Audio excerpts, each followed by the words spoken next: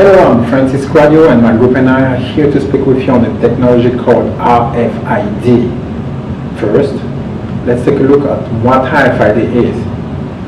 RFID stands for Radio Frequency Identification. What this technology does is allows relatively small amounts of information or data that is stored on the transponder to use short distance radio waves to transmit the information to antenna receivers. This allows the information to be captured automatically and wisely without manual interaction. Let me hand it over to Liana, who will dive deeper into how RFID works. Hello, I'm Liana Rivera. Let's take a look at how RFID systems work. There are two types of RFID configurations that we currently use, passive and active. Passive systems operate on a very short distance due to the fact that the actual transponder does not house a power supply. This means that the reader must be powerful enough to activate or charge the transponder to capture the information that is stored. Active systems actually house a battery or power supply within the transponder, which increases both their size and cost. This power transponder emits a much stronger signal, allowing for greater distances between transponder and the reader. The active system is capable of reading and writing data, whereas passive systems are read-only. The active system can read thousands of tags traveling up to 100 miles per hour instantly. The passive system is limited to a few hundred tags simultaneously, and the shorter range can become an issue as well. Active tags are capable of up to 100 meters in some setups. Before we get into some of the applications of this technology, I'm going to hand it over to Priyesh Patel, who will discuss some of the history and progression of RFID technology. Thank you, Liana. As she said, my name is Priyesh Patel, and I'm going to discuss with you the brief history of RFID technology. We go back in time to World War II to get a better understanding of where this technology came from.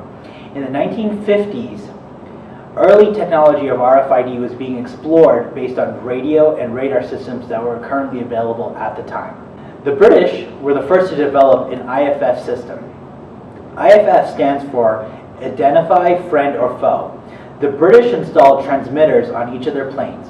Once the planes were in flight and received a signal from ground radar stations, the transmitter would broadcast a copy of the signal back to the station, allowing them to identify friendly or enemy planes, as enemy planes would not be able to send the signal back. This helped the military forces to alert units on the ground of enemy presence or incoming attacks. This is an early predecessor of RFID technology and works on the same principles. As do a lot of technologies developed within the military, RFID was soon to be implemented commercially. In the 1960s, EAS, or Electronic Article Surveillance, was introduced to provide security measures for retail outlets. Small RFID tags with 1 byte of information were clipped to clothing. Being only 1 byte, the transponder read only a 1 or a 0, which the computer system meant on or off. When a cashier completed the purchase, the tag was rewritten to off. If the transponder was not rewritten and you walk through the security gates, the transponder is activated and sends the on signal to the alarm system. A very simple concept which has progressively grown into newer modern technologies. In the 70s and 80s, extensive research was poured into the RFID technology and entered the mainstream through the implementation of toll systems around the world in the 1990s. Now that we have an understanding of where this technology comes from, let's take a look at how it is being implemented today. The manufacturing process and delivery of goods can be very time-consuming due to the manual tracking and logging of individual items and pallets. With the use of this RFID technology, we can significantly increase the efficiency of this supply chain process. The passive RFID tags are affixed to the product packaging to allow the automatic tracking and identification. This allows the supply chain management or merchandise management systems to do the work instantly and with complete accuracy. All steps of the packaging and delivery can be automated with the use of the RFID technology. The faster the goods leave the warehouse, the more efficient the process. As the merchandise leaves the manufacturing warehouse, the same RFID tags are used in the distribution centers. As the products enter the gate at the new destination, the information is again activated with the RFID tags to read the relevant information and update the merchandise management system. Because the reader can track upwards of 100 transponders in 1 second, we see time savings in excess of 10 minutes for each truck. This also being a driver of process efficiency. Once in the warehouse, the shelving and forklifts are also designed with readers.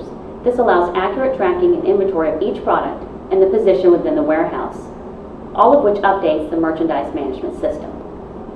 Once more, we can use the tags to track from the distribution facility to the retail shelves. As the products reach the store, the RFID tags are read prior to being placed on the shelves. This will update the management system of the products in the store and the inventory data necessary to keep the shelves stocked at the right time and in the right place.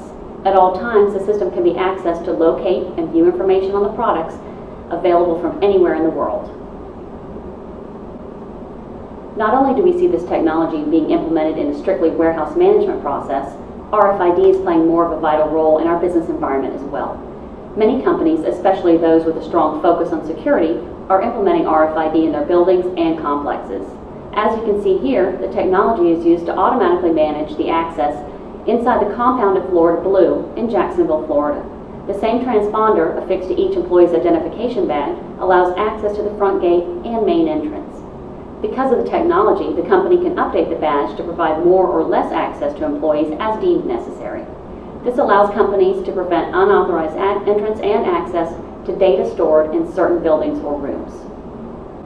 After parking the car, the same badge is used to enter the buildings and in real time can capture the time the employee arrives for work, eliminating the need for manual punch on a time card and helping to eliminate some time card fraud.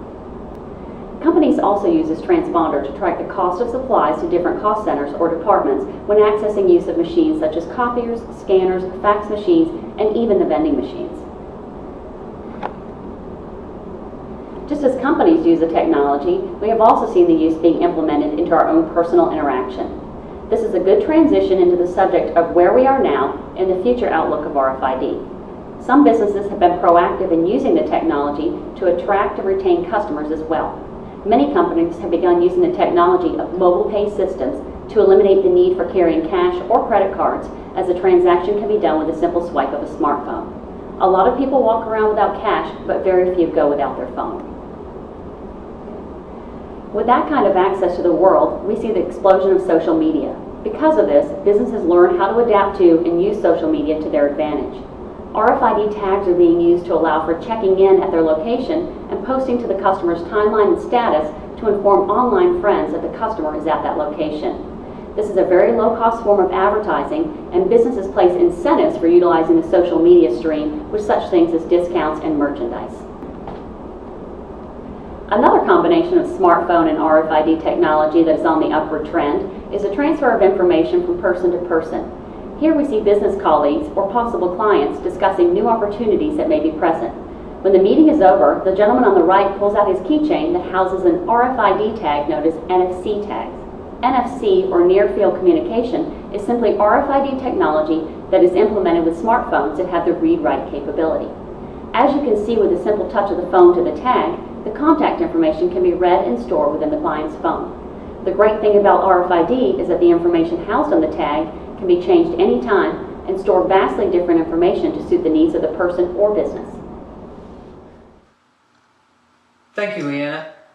I'm Stuart Kelly, and I want to discuss with you the future of RFID. Probably the biggest investor into this technology would be Walmart. In 2003, Walmart issued a mandate that all major suppliers implement RFID tags on cases and pallets within 3 years. Though this goal was not fulfilled, the innovation spawned as a result has impacted the growth of RFID technology. Substantial capital investments were made in research and development of tag chips, readers, and software. As a result, RFID was projected to increase at an annual rate of 19.5% from 2010 to 2014. The vision of Walmart is captured in this scene in which a patron would shop for and purchase the products they desire without a Walmart employee ever actually touching the product. Currently, Walmart does not own the product, but rather sells the vendor's products within its stores, and the only time the product is touched by Walmart would be at the cashier level upon checkout. With the future of RFID being implemented, we can see how a shopper would be able to walk right through a checkout station. In an instant, the station would read all of the RFID tags within the consumer's cart and update the point-of-sale system. The customer will then proceed to checkout with credit or cash, but this is the future. Let's use the mobile payment system on the phone so that you can tap or activate the near-field communication to relay the payment information from your phone to the point-of-sale system. Grab your receipt or have it emailed directly to you and be on your way. If you are like the rest of society, saving time at the checkout in Walmart would be vital. We hope you enjoyed this brief look at what RFID is, where it came from, where it is now, and where it is heading. We are glad to have shared with you this revolutionary technology. RFID is a future of automation.